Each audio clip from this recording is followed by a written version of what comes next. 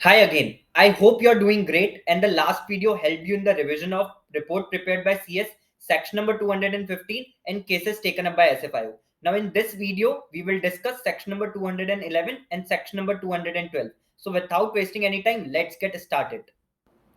The Fly High Institute is providing recorded lectures of CS Professional Group second for December 23 attempt. To enroll, reach out to below mentioned number or email ID. Starting with section number 211, it talks about establishment of SFIO. So SFIO जो है इसको form करा गया under companies act 2013. ये एक multidisciplinary organisation है under ministry of corporate affairs. इसमें experts हैं from the field of accounting, forensic auditing, banking law, information technology, investigation, company law, capital market and taxation. और इसको बनाया गया फॉर डिटेक्टिंग एंड प्रोसिक्यूटिंग और recommending for prosecution white collar crimes और frauds. तो white collar crimes क्या होते हैं? जो कि नॉन वायलेंट इन नेचर होते हैं बट फाइनेंशियली मोटिवेटेड होते हैं. इसके बाद इसमें एक पॉइंट आता है कि ये जो एसएफआईओ का ऑफिस है इसका हेड कौन होता है. तो office is headed by director. अच्छा, ये जो डायरेक्टर है ये कौन हो सकता है? एक ऐसा ऑफिसर जो कि जॉइंट सेक्रेटरी या उससे अबव की रैंक का हो, प्लस उसके पास में नॉलेज और एक्सपीरियंस होना चाहिए in dealing with corporate affairs. तो office is headed by a director and consist of experts of following fields: banking, corporate affairs, taxation, forensic auditing, capital market, information technology, law and other fields. फिर एक rule यहाँ पर दिया है, rule three में लिखा है कि सीजी जो है वो अपॉइंट कर सकता है पर्सन को जिनके पास एक्सपर्टीज है in the field of investigation, cyber forensics, financial accounting, management accounting, cost accounting, and any other fields as may be necessary for the officer, as may be necessary, for efficient discharge of SFIO functions. तो अगर CG को लगता है कि SFIO के functions को और अच्छी तरीके से पूरा करने के लिए हमको एक्सपर्ट्स अपॉइंट करने चाहिए इन फील्ड से, तो वो एक्सपर्ट्स को अपॉइंट कर सकते हैं. देन उसके बाद बोला है सीजी जो है वो अपॉइंट कर सकता है एक्सपर्ट्स और अदर ऑफिसर्स और एम्प्लॉय को in SFIO as it considers necessary for efficient discharge of function.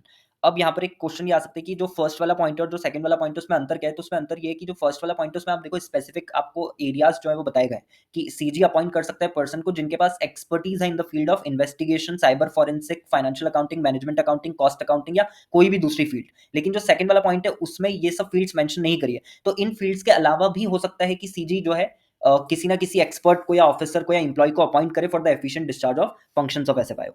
दोनों के लिए पावर जो है सीजी ने अपने पास रख रखी है.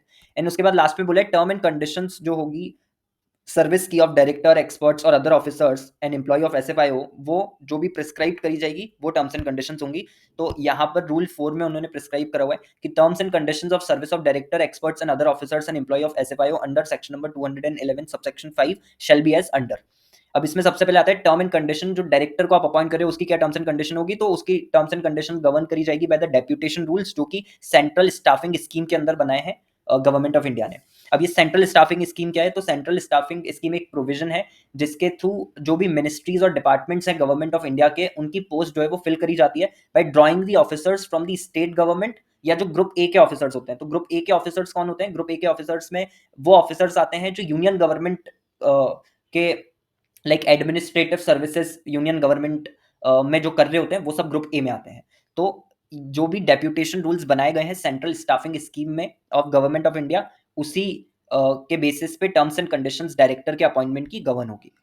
देन उसके बाद terms and conditions of expert service from central government और स्टेट गवर्नमेंट और यूनियन टेरिटरी गवर्नमेंट या पब्लिक सेक्टर अंडरटेकिंग या फिर कोई ऑटोनॉमस बॉडी अगर है या सच अदर ऑर्गेनाइजेशन. तो अगर हम एक्सपर्ट को अपॉइंट कर रहे हैं, सर्विस ऑफ एक्सपर्ट हम ले रहे हैं, अब उसको हमने या तो सेंट्रल गवर्नमेंट में से किसी को हमने अपॉइंट कर लिया या स्टेट गवर्नमेंट के ऑफिसर को अपॉइंट कर लिया या फिर यूनियन टेरिटरी की जो गवर्नमेंट है उसके ऑफिसर को अपॉइंट कर लिया या फिर पब्लिक सेक्टर अंडरटेकिंग से किसी को अपॉइंट कर दिया या ऑटोनॉमस बॉडी से किसी को अपॉइंट कर दिया या किसी और ऑर्गेनाइजेशन से अपॉइंट कर दिया. तो ये जो इनको अपॉइंट करा जाएगा इनके terms and conditions as per the recruitment rules होंगे which may be duly notified by central government under article number 309 of the constitution of India. तो जो recruitment rules article 309 of constitution of India में central government notify करेगा उसके basis पे इनके terms and conditions जो है वो डिसाइड होंगे. In terms and conditions of service of other officers and employee from the central government या स्टेट गवर्नमेंट या यूटी गवर्नमेंट, पीएसयू या autonomous bodies and such other organisation shall be as per the recruitment rules again which may be duly notified under article 309 of constitution of India.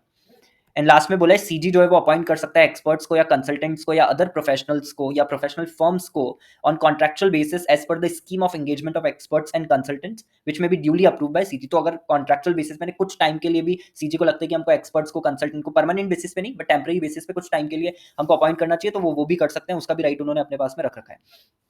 तो ये है पूरा section number 211। Coming to section number 212, it talks about investigation into the affairs of a company by SFIO। इसमें अच्छा एक और चीज इसमें जो सबसे स्टार्टिंग में लिखी है कि ये जो सेक्शन है ये in addition to section number 210 है। तो सेक्शन नंबर 210 में जो इन्वेस्टिगेशन को लेकर के प्रोविजन दिया हुआ है उसके अलावा सेक्शन नंबर 212 और वहां पर भी आई गेस मैंने वाली चीज बोली थी कि सेक्शन नंबर 212 में essentially investigation is done by the SFIO, इसीलिए इसको अलग ही उन्होंने रखा हुआ है। तो this section number 212 is in addition to section number 210। अब इसमें सबसे पहले ये बोला है कि सीजी जो है वो ऑर्डर पास करके असाइन कर सकता है investigation into the affairs of company to SFIO. चार केसेस यहाँ पर दिए हैं। सबसे पहला on receipt of a report of ROC या इंस्पेक्टर अंडर सेक्शन नंबर 208। तो हमने 208 में भी पढ़ा था कि इंस्पेक्टर और आरओसी अपनी इंक्वायरी और इंस्पेक्शन खत्म करके एक रिपोर्ट प्रिपेयर करते हैं और सेंट्रल गवर्नमेंट को वो सबमिट करते हैं और उसमें वो रिकमेंडेशन दे सकते हैं इन्वेस्टिगेशन का। तो अगर उन्होंने जो भी ऑब्जर्वेशन वगैरह अपनी रिपोर्ट में मेंशन करें और जो भी रिकमेंडेशन दिया है उसके बेसिस पे सीजी को लगा कि यार ये पर्टिकुलर कंपनी जो इसके अफेयर्स में एसएफआईओ को ही इन्वेस्टिगेट करना चाहिए तो फिर वो एसएफआईओ को वो इन्वेस्टिगेशन असाइन कर देंगे। Second on intimation of SR pass by company, company खुद एसआर पास करके बोल रही है कि हमारे अफेयर्स जो है वो इन्वेस्टिगेट करे SFIO. Third is in public interest and fourth on request from any department of CG या एसजी। और इसको याद करने के लिए जो ये ग्रीन कलर में मैंने मार्क कर रखा है report, special resolution, public interest and request. तो इसका तरीका हो सकता है प्रेस जो है, ऑब्वियसली स्पेलिंग जो है ये गलत है ठीक है, बट प्रेस के थ्रू आप याद रख सकते हो। So public interest, then report by ROC inspector, request by department of CG और एसजी एंड एस से स्पेशल रेजोल्यूशन। ई बस ऐसे ही वो एक वर्ड बन रहा है इसलिए लगाया हुआ है, प्रेस से आप इसको याद रख सकते हो। उसके बाद इसमें बोला है कि एक बार केस अगर एसएफआईओ को असाइन हो गया तो जो केस है वो इन्वेस्टिगेट नहीं करा जाएगा by any other department of CG या एसजी एंड जितने भी एग्जिस्टिंग इन्वेस्टिगेशन है वो सब एसएफआईओ के पास ही ट्रांसफर हो जाएंगे। तो एक बार उस कंपनी का केस एसएफआईओ के पास आ गया उसके बाद में ना तो कोई डिपार्टमेंट सीजी और एसजी का इन्वेस्टिगेशन करेगा और जो भी एग्जिस्टिंग इन्वेस्टिगेशन उस कंपनी के अगेंस्ट चल रही होगी वो भी एसएफआईओ के पास आ जाएगी, तो उनमें भी फिर एसएफआईओ ही इन्वेस्टिगेशन करेगा। सो जो भी इन्वेस्टिगेशन को आगे कैरी फॉरवर्ड करना है वो एसएफआईओ करेगा। बट ये अगेन आप याद रखना कि एक बार केस असाइन हो जाता है एसएफआईओ को तो केस जो है वो इन्वेस्टिगेट नहीं कर सकता कोई भी दूसरा डिपार्टमेंट सीजी या एसजी का, और जितनी भी एग्जिस्टिंग इन्वेस्टिगेशन है वो सब ट्रांसफर हो जाएगी टू द एसएफआईओ। अब इसमें एक चीज ये बोली है कि अगर investigation assign to SFIO by central government it shall conduct the investigation in the manner and follow the procedure provided in this chapter. यानी कि ये जो चैप्टर है जिसके अंदर ये सेक्शन दिया हुआ है उसमें जो भी चीज़ें दी हुई है उसी के बेसिस पे एसएफआईओ को जो है अपनी इन्वेस्टिगेशन जो है वो कैरी आउट करना है। तो मैनर और कौन सा प्रोसीजर फॉलो करना है जो इसमें दिया हुआ, वो जो प्रोसीजर है या जो प्रोसेस उनको फॉलो करनी है वो भी अभी हम आगे पढ़ने वाले हैं। तो जो भी इस चैप्टर में दिए वही उनको फॉलो करना है मैनर और वही प्रोसीजर फॉलो करना है। अच्छा, फिर एसएफआईओ जो है वो अपनी इन्वेस्टिगेशन कर लेगा तो ऑब्वियसली इन्वेस्टिगेशन पे एसएफआईओ एक रिपोर्ट प्रिपेयर करेगा और वो रिपोर्ट सीजी को जो है सबमिट करेगा और सीजी को सबमिट करेगा टाइम जो कि मेंशन करा जाएगा ऑर्डर में। किस ऑर्डर की बात हो रही है? जिस ऑर्डर से हमने इन्वेस्टिगेशन असाइन करी थी एसएफआईओ को। तो यहाँ पर जो ये ऑर्डर है जिसके मदद से हमने असाइन करी थी investigation, by order assigning investigation, इसी ऑर्डर में लिखा होगा कि एसएफआईओ को कितने टाइम में इन्वेस्टिगेशन की रिपोर्ट जो है वो सबमिट करनी है। तो ये इसके अंदर आप ध्यान रखना और इसको लेकर के केस लॉ भी अभी हम आगे डिस्कस करने वाले हैं। उसके बाद आता है जो भी इन्वेस्टिगेटिंग ऑफिसर है एसएफआईओ का उसके पास में पावर होगी इंस्पेक्टर की। तो ये एक बस वहां पे पॉइंट दिया हुआ है कि जो हमने सेक्शन नंबर 217 में पावर ऑफ इंस्पेक्टर पढ़ा था पूरा, वही सारी पावर्स जो है वो एसएफआईओ का जो इन्वेस्टिगेटिंग ऑफिसर होगा उसके पास भी होगी। अच्छा, उसके बाद इसमें बोला है कि company and its officers and employees who are और have been in employment of the company, उनको अंडर सबसेक्शन 5 वो लोग क्या हो जाएंगे, रिस्पॉन्सिबल हो जाएंगे to provide all the information, explanation, documents and assistance to the investigating officer as he may require for the conduct of investigation. तो जो भी कंपनी है, जो भी उसके ऑफिसर्स और एम्प्लॉइज है जो अभी एम्प्लॉयमेंट में है और जो एम्प्लॉयमेंट पे पहले थे, have been in employment of the company, उनको क्या करना है, उनको जो भी इन्फॉर्मेशन, एक्सप्लेनेशन, डॉक्यूमेंट और असिस्टेंस इन्वेस्टिगेटिंग ऑफिसर को चाहिए वो प्रोवाइड करना है। तो ये एक ऑब्लिगेशन उनके ऊपर डालिए। अच्छा, उसके बाद सबसेक्शन 6 में लिखा हुआ है कि not with standing anything contained in CrPC 1973, जो भी ऑफेंसेस कवर्ड है under section number 447 of the companies act 2013 वो कॉग्निजेबल होंगे और कोई भी पर्सन जो कि अक्यूज्ड है किसी भी ऐसे ऑफेंस का अंडर दो section shall be released on bail. तो किसी भी ऐसे पर्सन को जो कि अक्यूज पर्सन उसको रिलीज नहीं करा जाएगा बेल पे, उसको बेल नहीं दी जाएगी और ऑन हिज ओन बॉन्ड। तो दो तरीके होते हैं, तो बेल आप बेल के बेसिस पे आप रिलीज हो जाते हो, या फिर बॉन्ड साइन करके आप रिलीज हो जाते हो। तो दोनों ही जो है वो नहीं किया जाएगा उस पर्सन के लिए जो अक्यूज्ड है अंडर सेक्शन नंबर 447। अच्छा, लेकिन यहाँ पर कुछ एक्सेप्शन पॉइंट्स भी दिए हैं। अनलेस अनलेस दी जो भी पब्लिक प्रोसिक्यूटर है उसको एक अपॉर्चुनिटी दी गई हो to oppose the application for such release and दोनों कंडीशन सेटिस्फाइड होनी चाहिए। तो पहले तो उन्होंने बोल दिया कि बेल पे या बॉन्ड पे हम किसी भी ऐसे पर्सन को छोड़ेंगे नहीं, लेकिन हम छोड़ सकते हैं अगर अगर क्या, दो कंडीशंस। पब्लिक प्रोसिक्यूटर को अपॉर्चुनिटी दी गई हो to oppose the application for such release and जो वो पब्लिक प्रोसिक्यूटर है उसने अपोज करी एक्चुअली में एप्लीकेशन, लेकिन कोर्ट सेटिस्फाइड है कि there are reasonable ground to believe that the accused person is not guilty of such offence and that he is not likely to commit any offence while on bail. तो public prosecutor को opportunity भी दी गई हो और public prosecutor ने उस application को अपोज भी करा हो, ये दोनों कंडीशन सेटिस्फाई हो रही है। और फिर उसके बाद में कोर्ट को, जब पब्लिक प्रोसिक्यूटर ने उस एप्लीकेशन को अपोज करा, तो कोर्ट को एक्चुअली में ऐसा लगता है कि नहीं यार, जो भी अक्यूज्ड पर्सन है इसने ये ऑफेंस नहीं करा है और बेल पे रहते हुए भी ऐसा कोई ऑफेंस नहीं करने वाला है, तो उस केस में उसको बेल या बॉन्ड पे रिलीज करा जा सकता है। अच्छा, इसमें भी एक्सेप्शन है। इसमें एक्सेप्शन, फर्दर एक्सेप्शन ये है कि जैसे ऊपर क्या लिखा था, बेल और बॉन्ड पे हम रिलीज ही नहीं करेंगे बिल्कुल भी उस अक्यूज पर्सन को, लेकिन बेल और बॉन्ड पे रिलीज कर सकते हैं अक्यूज पर्सन को इवन दो ये दोनों कंडीशन सेटिस्फाई नहीं हो रही है, ठीक है, तो भी अक्यूज पर्सन जो है उसको बेल और बॉन्ड पे रिलीज करा जा सकता है। किन केसेस में, अगर वो पर्सन है अंडर एज ऑफ 16 या वुमन है या फिर सिक है या इन्फर्म है, may be release on bail if SC so direct. अगर एससी डायरेक्ट करता है यानी स्पेशल कोर्ट डायरेक्ट करता है, तो उस केस में पर्सन अंडर एज ऑफ 16 को, वुमन को, सिक को और इन्फर्म को रिलीज करा जा सकता है बेल पर। रिमेंबर यहाँ पर बॉन्ड कवर नहीं है, सिर्फ बेल कवर है, तो बेल पे उनको रिलीज करा जा सकता है। ऊपर तो हमने बोल दिया था कि अक्यूज पर्सन को हम बेल या बॉन्ड पे रिलीज नहीं करेंगे, फिर हमने दो कंडीशन डिस्कस कर ली थी, बट पूरे का एक एक्सेप्शन यहाँ पे दिया हुआ है कि हम रिलीज कर देंगे अक्यूज पर्सन को बेल पर, बॉन्ड पर नहीं, बेल पर रिलीज कर देंगे अगर वो अंडर एज ऑफ 16 है, वुमन है, सिक है या इन्फर्म है, तो एससी जो है वो रिलीज कर सकते हैं। अच्छा, जो भी एससी है shall not take cognizance of any offence except only upon a complaint in writing made by. तो स्पेशल कोर्ट को तब तक कॉग्निजेंस नहीं लेना है किसी भी ऑफेंस का जब तक कि एक रिटर्न कंप्लेंट नहीं मिल जाती, किससे, बाय द डायरेक्टर एसएफआईओ और any officer of central government authorised by general या special order in writing in this behalf. अच्छा, उसके बाद यहाँ लिखा है limitation on granting the bail specified under subsection 6 is in addition to the limitation under CrPC 1973 और any other law. तो limitations bail के ऊपर सीआरपीसी में भी दिए हुए हैं, बट वहां जो लिमिटेशन दिए हैं उसके वो तो एप्लीकेबल है ही, बट उसके अलावा यहाँ पर जो लिमिटेशन दिए वो भी एप्लीकेबल है। तो यहाँ जो लिमिटेशन है they are in addition to the limitations specified under CrPC 1973। तो ये आपको ध्यान रखना है सेक्शन नंबर 212 के अंदर। सेक्शन नंबर 212 में investigation into affairs of a company में, starting with process of investigation by SFIO. इसमें सबसे पहले दिया है section number 212 sub section number 8। इसमें बोला है कि कोई भी officer not below the rank of assistant director of SFIO, वो जिसको कि ऑथराइज करा जाए by CG by general order या special order, has on the basis of material in his position reason to believe, और ये जो भी रीजन टू बिलीव होगा ये राइटिंग में होना चाहिए, that any person has been guilty of any offense punishable under section number referred to in 212 subsection 6, तो वो अरेस्ट कर सकता है उस पर्सन को and shall as soon as possible inform him on the grounds, यानी जिस भी पर्सन को उसने अरेस्ट करा उसको ग्राउंड्स के बारे में भी बता दे as soon as possible।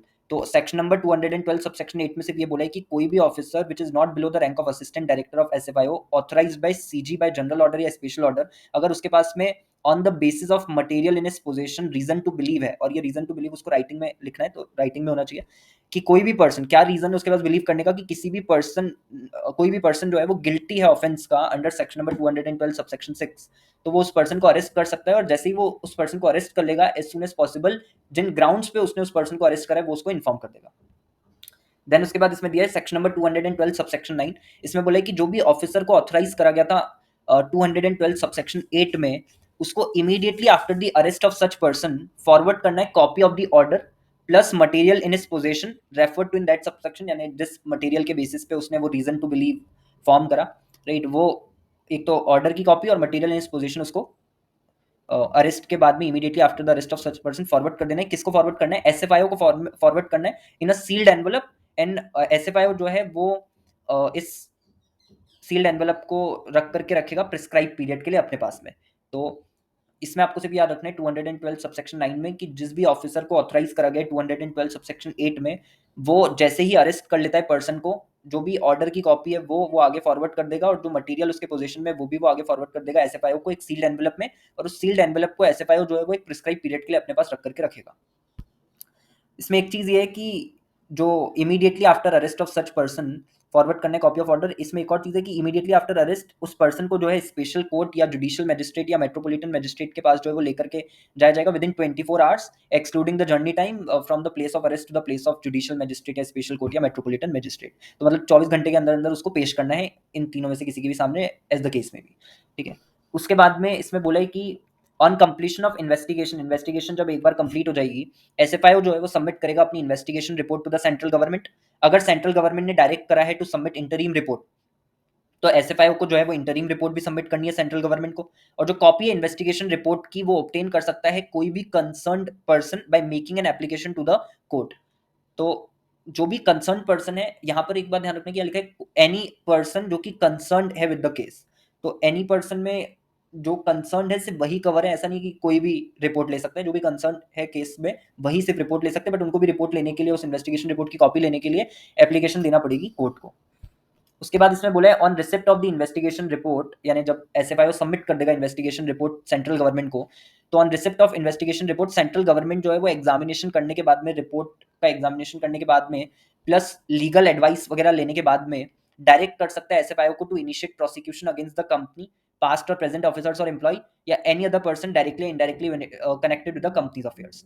तो on the receipt of investigation report central government उस रिपोर्ट के एग्जामिनेशन के बाद में और लीगल एडवाइस लेने के बाद में डायरेक्ट कर सकता है एसएफआईओ को to initiate the prosecution against the company, past और प्रेजेंट ऑफिसर्स या एम्प्लॉय या एनी अदर पर्सन जो कि डायरेक्टली इनडायरेक्टली कनेक्टेड है विद द कंपनीज अफेयर्स। उसके बाद में यहाँ पर एक पॉइंट है कि रिपोर्ट जो खोलेगी सीजी आगे उसी के बेसिस पर बोलेगी। तो इसका मतलब ये कि वेयर द रिपोर्ट स्टेट्स की फ्रॉड हुआ है कंपनी के अंदर, और उस फ्रॉड के कारण कोई भी डायरेक्टर के एमपी अदर ऑफिसर या एनी अदर पर्सन या एम्प्लॉय जो उसको कोई अनड्यू एडवांटेज या बेनिफिट मिला है। अब वो अनड्यू एडवांटेज या benefit in the form of asset हो सकता है, प्रॉपर्टी हो सकता है, कैश हो सकता है, किसी भी दूसरे तरीके से हो सकता है। लेकिन अगर उस रिपोर्ट में लिखा है कि कंपनी में फ्रॉड हुआ है और फ्रॉड के कारण किसी भी डायरेक्टर को, किसी भी केएमपी को, किसी भी ऑफिसर को या किसी भी दूसरे पर्सन को या एम्प्लॉय को अनड्यू एडवांटेज या बेनिफिट मिला है, तो सीजी फाइल कर सकता है application before the tribunal for appropriate order. और ये एप्रोप्रिएट ऑर्डर में उन्होंने बोला या तो disgorgement of such asset property या कैश, कि वापस देना पड़ेगा, डिसगॉर्ज करना पड़ेगा, disgorgement of such asset property cash, या फिर for holding such director KMP other officer any other person liable personally without any limitation of liability, उनकी पर्सनल लाइबिलिटी जो है वो उनके ऊपर इम्पोज कर दी जाएगी। तो एप्रोप्रिएट ऑर्डर में डिसगॉर्जमेंट का भी ऑर्डर हो सकता है और उन लोगों को पर्सनल लाइबल हेल्ड करने का भी ऑर्डर हो सकता है। तो ये इसके अंदर आपको याद रखना है। और फिर इसके बाद इसमें दिया है कि investigation report which is filed with the special court for framing of charge shall be deemed to be a report filed by police officer under section number 173 of CRPC 1973। And उसके बाद जितनी भी अदर इन्वेस्टिगेटिंग एजेंसीज हैं, state government है, police authority है, income tax authority है, उनके पास जो भी रेलेवेंट यूजफुल इन्फॉर्मेशन या डॉक्यूमेंट्स हैं उस केस को लेकर के जो एसएफआईओ इन्वेस्टिगेट कर रहे हैं, तो वो सारी जानकारी वो एसएफआईओ को प्रोवाइड करेंगे। और ऐसे ही हो सकता है कि एसएफआईओ के पास कुछ डॉक्यूमेंट्स वगैरह हो, इन्फॉर्मेशन वगैरह हो उन केसेस को लेकर के जो वो दूसरी एजेंसीज या अथॉरिटीज वगैरह इन्वेस्टिगेट कर रही है किसी और लॉ में, तो एसएफआईओ को भी उनको वो रेलेवेंट इन्फॉर्मेशन जो देनी है। तो this is related to exchange of information. तो ये पूरा जो है प्रोसेस है इन्वेस्टिगेशन का बाय एसएफआईओ, इसको आप ऐसे याद कर सकते हो। सबसे पहले कि कौन करेगा, देन उसके बाद में क्या चीज़ करेगा, फिर उसके बाद इंस्पेक्टर जो है वो एसएफआईओ को बताएगा और एसएफआईओ जो है वो सीजी को बताएगा। देन सीजी क्या करेगी, जब एसएफआईओ उसको इन्वेस्टिगेशन रिपोर्ट दे देगा उसके बेसिस पे, एंड देन रिपोर्ट जो खोलेगी सीजी जो है वो आगे वैसे ही बोलने वाली है। एंड देन उसके बाद में लास्ट में इन्फॉर्मेशन एक्सचेंज वाले पॉइंट जो है आपको याद रखना है। और investigation report is equivalent to the police report या report submitted by the police officer under CrPC. ये आपको इसके अंदर याद रखना है। अच्छा, फिर इसके बाद में इसमें आगे एक केस लॉ दिया हुआ है, वो केस लॉ है SFIO and others versus Rahul Modi and others. तो इस केस लॉ का सिर्फ क्रक्स ये है कि जो टाइम पीरियड स्टिपुलेटेड होता है for submission of investigation report, it shall not be taken as the time period of mandate in favour of SFIO. इसका मतलब ये है कि जैसे वो ऑर्डर सीजी ने पास करा और असाइन कर दी इन्वेस्टिगेशन एसएफआईओ की, तो वो जो ऑर्डर पास करा है उन्होंने उसकी टाइम लिमिट नहीं है। अगर सीजी ने उस ऑर्डर में स्पेसिफाई करा है कि एसएफआईओ को अपनी रिपोर्ट सबमिट करनी है 3 महीने में, तो इसका मतलब ये नहीं है कि वो ऑर्डर भी सिर्फ 3 ही महीने के लिए वैलिड है और 3 महीने जैसे एक्सपायर हो जाएंगे उसके बाद में एसएफआईओ फर्दर इन्वेस्टिगेशन नहीं कर सकता है या फर्दर प्रोसीडिंग्स कैरी आउट नहीं कर सकता है। वो सिर्फ टाइम है रिपोर्ट सबमिट करने के लिए।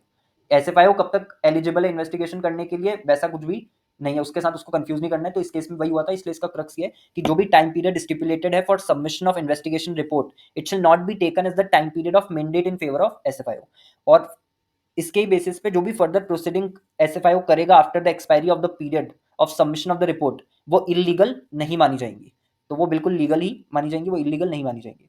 अच्छा, इंपॉर्टेंट इस केस लॉ के अंदर एक इंपॉर्टेंट पॉइंट और मेंशन है कि SFIO shall investigate into following areas in addition to the other issues that it may come across during the investigation. तो इन्वेस्टिगेशन करते वक्त अगर उसको कुछ और इश्यूज दिख जाते हैं तो उसमें भी उसको इन्वेस्टिगेट करना है। तो वो कौन कौन से वो यहाँ पर उन्होंने बताए।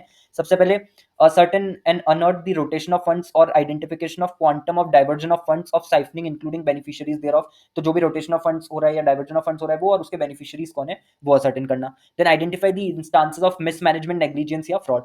Then ascertain the role of auditor या केएमपी या इंडिपेंडेंट डायरेक्टर या any other person in alleged fraud, उनका क्या रोल था वो असर्टेन करना। Then examine the role of any other entity used as conduit in alleged fraud. Conduit का मतलब ये होता है कि बीच में बस उस एंटिटी का यूज करा गया है फ्रॉड को कमिट करने के लिए, तो उसका भी रोल एग्जामिन करना है। देन उसके बाद आइडेंटिफाई करना non compliance of statutory provisions of the act and it's impact on it's impact on corporate governance. तो ये सारे केसेस मतलब ये सारे इश्यूज को भी एसएफआईओ जो इनमें भी इन्वेस्टिगेट करेगा। इसको याद रखने का तरीका है रमन से आप इसको याद रख सकते हो। तो रमन में R stands for rotation of funds, then ascertain the role of auditor KMP IDs AOP alleged fraud में, then examine the role of any other entity used as a conduit in alleged fraud। 3 are में एक है rotation of fund, बाकी दोनों है role. M से आप याद रख सकते हो mismanagement, negligence and fraud, and N से याद रख सकते हो identify the non compliance of statutory provisions of act and उसका जो भी इंपैक्ट है कॉर्पोरेट गवर्नेंस पे। तो ये आपको याद रखना, बिकॉज इस पे भी क्वेश्चन बन सकता है कि एसएफआईओ इन्वेस्टिगेट किन किन एरियाज में करेगा in addition to the any other issues that it may come across during the investigation. और ये केस लॉ याद रखना है, केस लॉ पे भी आपको क्वेश्चन आ सकता है कि उस वही फैक्ट्स वगैरह दे देंगे एंड दे विल आस्क कि मैंडेट अगर एक्सपायर हो जाता है या जो ऐसा लिख सकते हैं वो कि अगर इन्वेस्टिगेशन रिपोर्ट सबमिट करने का जो टाइम पीरियड है वो एक्सपायर हो जाता है और उसके बाद में कोई भी एसएफआईओ अपनी प्रोसीडिंग्स वगैरह कैरी आउट करता है तो वो इलीगल होंगी या लीगल होंगी। तो वो बिल्कुल लीगल होंगी, बिकॉज इस केस में यही हेल्ड हुआ था कि आपको जो टाइम पीरियड है for the submission of investigation report उसको कंफ्यूज नहीं करना है with the time period of mandate in favour of SFIO. ये है पूरा section number 212। I hope this video helped you in recalling the provision and get better understanding of the provisions discussed. Thank you so much for watching this video and I will see you in the next one.